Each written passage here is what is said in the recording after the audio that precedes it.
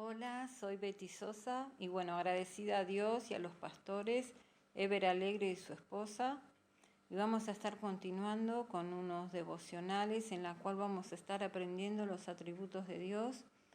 Como vimos anteriormente, qué importante es conocer a nuestro papá, a nuestro Padre Celestial. Cuanto más lo conozcamos, más vamos a estar confiando en Él. Y se acuerdan el ejemplo que di de Enoc, caminó tan cerquita de Dios que dio testimonio a esa generación y se lo llevó el Señor. Bueno, antes de empezar con el atributo, vamos a ver cómo Dios se revela, porque Dios se revela al hombre de distintas maneras, para que el hombre no diga, a Dios no lo puedo ver. Si Dios, ¿cómo va a existir? Yo no lo veo. Sabemos que Dios no tiene un cuerpo como nosotros. Sabemos que Dios es inmenso, que es espíritu, pero también tenemos que saber que Dios se revela al ser humano de diferentes maneras. En la Biblia dice que hay un texto que dice el necio que no hay Dios. En verdad, para decir que no hay Dios, en verdad hay que ser necio, porque Dios se revela de muchas maneras, ¿no? Y vamos a estar leyendo primeramente un salmo, el Salmo 19, verso 1, del 1 hasta el 4. Dice así: Los cielos cuentan la gloria de Dios y el firmamento anuncia la obra de sus manos. Un día emite palabra a otro día y una noche a otra noche. Declara sabiduría. No hay lenguaje ni palabra, ni es oída su voz. Por toda la tierra salió su voz y hasta el extremo del mundo sus palabras. Amén. Podemos ver acá que aunque no podemos escuchar la voz de Dios, sabemos que los cielos cuentan la gloria de Dios y toda la naturaleza se revela al hombre de que hay un creador. Aún si miramos nuestros propios cuerpos, qué perfecto que es todo, cómo todo se puede conectar, cada órgano de nuestro cuerpo, podemos ver que es un Dios el que lo creó. Miren, estamos rodeados de fantásticas demostraciones de la capacidad creativa de Dios. Los cielos son una dramática evidencia de su existencia, de su poder, de su amor y cuidado. Decir que el universo surgió por casualidad, en verdad es absurdo. Su diseño y sentido del orden, sus pruebas de que hay un creador, intervino y que intervino en forma personal. Miren, vamos a estar leyendo también en Romanos. Romanos 1:19. ¿Qué nos dice? A ver, vamos a ver. Romanos 1:19 dice la palabra de Dios. Dice, porque lo que Dios se conoce les es manifiesto, pues Dios se lo manifestó. Porque las cosas invisibles de Él, su eterno poder y deidad, se hacen claramente visibles desde la creación del mundo, siendo entendidas por medio de las cosas hechas, de modo que no tienen excusa. ¿Vieron? Es como que el ser humano no tiene excusa, porque Dios se revela a través de la naturaleza. Sabemos que se ha distorsionado, ¿no? Con la caída del hombre, la naturaleza. Dice, el pecado de Adán motivó que la maldición cayera también sobre la naturaleza. Si usted busca en Génesis 3:17 al 19, dice que los espinos y los cardos fueron los resultados inmediatos y desde entonces hasta nuestros días los desórdenes naturales han sido comunes. O sea, como que nos cuesta entender, ¿no? Porque pasan muchas catástrofes naturales, pero sabemos que es porque cuando pecó Adán, no solo entró el pecado a la raza humana, sino que también entró una maldición en la misma naturaleza. Y miren lo que dice Pablo en Romanos 8:19. Vamos a estar buscando en Romanos. Miren lo que dice, 8:19. Dice, porque el anhelo ardiente de la creación es el aguardar la manifestación de los hijos de Dios, porque la creación fue sujetada a vanidad, no por su propia voluntad, sino por causa del que la sujetó en esperanza. Porque también la creación misma será libertada de la esclavitud, de corrupción, a la libertad gloriosa de los hijos de Dios. Porque sabemos que toda la creación gime a una, y aún está con dolores de parto hasta ahora. ¿Vieron? Que dice que aún la naturaleza, dice, que espera con ansia ser redimida. ¿Cuánto más nosotros, amén, esperamos a este Padre tan amoroso que sabemos que está con nosotros siempre, siempre, que es inmenso, y a su Hijo Jesucristo, amén, que va a venir a buscar a todos aquellos que creen en Él, que pertenecemos a la Iglesia de Dios. Bueno, acá en Romanos 8:19 dice que en verdad cuán ansiosa espera, ¿no?, la naturaleza, a ser redimida de los efectos del pecado. Vamos a estar viendo también que Dios no solamente se revela por la naturaleza, también se revela por otra cosa. Gracias a Dios ahora tenemos la Biblia, que es la palabra de Dios.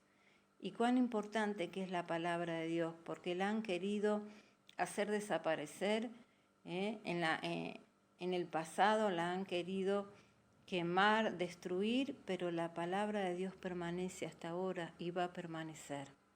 Miren, vamos a ir a 2 de Timoteo 3:16. A ver qué nos dice de la palabra de Dios. A ver, 2 de Timoteo 3:16 nos dice así, dice, toda la escritura es inspirada ¿por quién? Por Dios. ¿Y útil para qué? Para enseñar, para redarguir, para corregir, para instruir en justicia, a fin de que el hombre de Dios sea perfecto, enteramente preparado para toda buena obra. O sea que la Biblia, la palabra de Dios, fue inspirada por Dios. Dios inspiró a hombres que buscaron de Él, a hombres que fueron piadosos, amadores de Dios. Y Dios los iluminó, ¿no?, para que ellos escribieran la palabra de Dios. Y nosotros ahora tenemos el privilegio de tener la palabra de Dios, que nos revela muchas cosas de Dios hermosas y nos revela muchas promesas de Dios para todos sus hijos. Qué hermoso es saber esto, que Dios se revela por medio de ¿qué?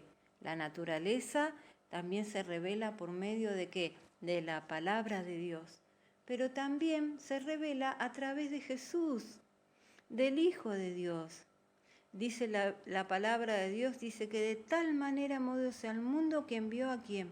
A su Hijo unigénito, para que todo aquel que cree en Él no se pierda, mas tenga vida eterna.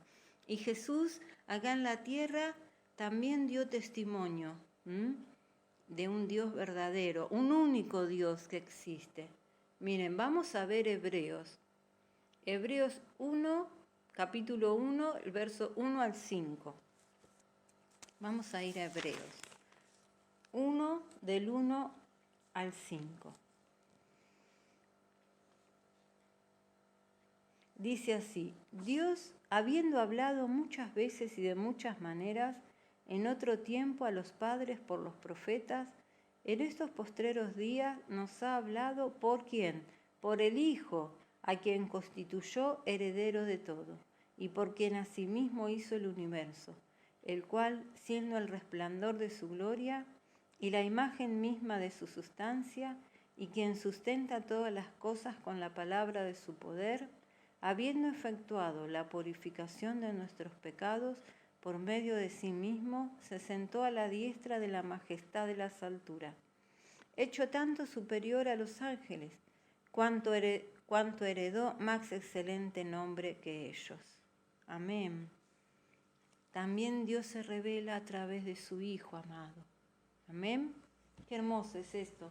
Y cómo esto nos alienta a tener esa seguridad de que Dios es real, de que Dios es un Dios amoroso, que Dios tiene en todo momento, nos protege y nos cuida. Pero a pesar de que haya problemas, sabemos que todo está bajo su soberanía. Después vamos a estar viendo cómo es la soberanía de Dios.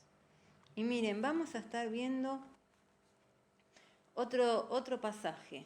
Si me acompañan en Colosenses 2, 8 y 9. Dice así, Colosenses, vamos a estar buscando 2, 8 y 9. Miren qué hermoso. Dice, mirad que nadie os engañe por medio de filosofías y huecas sutilezas, según las tradiciones de los hombres, conforme a los rudimentos del mundo, y no según Cristo, porque en Él habita corporalmente toda la plenitud de la deidad. Y vosotros estáis completos en Él. ¿En quién? En Jesucristo, que es la cabeza de todo principado y potestad. Qué hermoso, ¿no? Habla de Jesús. Dice, Pablo escribe, contra cualquier filosofía de vida basada solo en ideas humanas. Enfatiza la deidad de Cristo. En Él habita corporalmente toda la plenitud de la deidad. Significa la totalidad de Dios estaba en el cuerpo humano de Jesús. O sea, que aprendemos nosotros que Dios siempre se ha revelado al hombre. Que el hombre diga, Dios no existe, Dios, no creo en Dios, yo soy ateo. Dice la palabra de Dios que esas personas no tienen entendimiento y son necias. Pero, ¿y qué mejor poder creer, no? Aunque sea poder creer, y si uno dice, hay un testimonio de un pastor que dice, si vos crees en Dios y le das tu vida y servís y sos un hijo de Dios, cuando partamos de esta tierra vamos a estar en la presencia de Dios. Pero si no crees, y es verdad que la Biblia habla de un cielo y un infierno, y si toda la vida no crees y llega ese momento, ¿a dónde vas a ir? Ya no va a haber tiempo. Pero sabemos que Dios tiene misericordia, que ahora estamos en un tiempo de gracia, en un tiempo en la cual Dios ama a la humanidad y la está llamando, y la está llamando a que se acerque a Dios. Qué lindo que en este día que podamos acercarnos a Dios y podamos decir, Dios, yo sí creo en ti, porque puedo ver tu grandeza en este mundo, en la naturaleza, porque puedo aprender de ti en la palabra de Dios. Dice que todo va a pasar, pero tu palabra y todo se va a desvanecer, como la hierba que a la mañana florece y ya después a la tardecita desfallece. Así es el ser humano, pero Dios va a permanecer siempre y su palabra, y que podamos creer en el Hijo de Dios, que vino a dar su vida por nosotras. Qué hermoso esta palabra, porque nos alienta a seguir adelante, nos alienta a que a pesar de que haya problemas, porque no vamos a decir los hijos de Dios no tienen problemas, porque sí vamos a tener problemas, pero tenemos un Dios amoroso, maravilloso, grande, que se revela a nosotros. Y la próxima vamos a seguir hablando de este atributo tan hermoso, que Dios es inmutable y que no cambia. Tal vez nosotros podemos cambiar, pero Él no cambia. Dios le bendiga grandemente.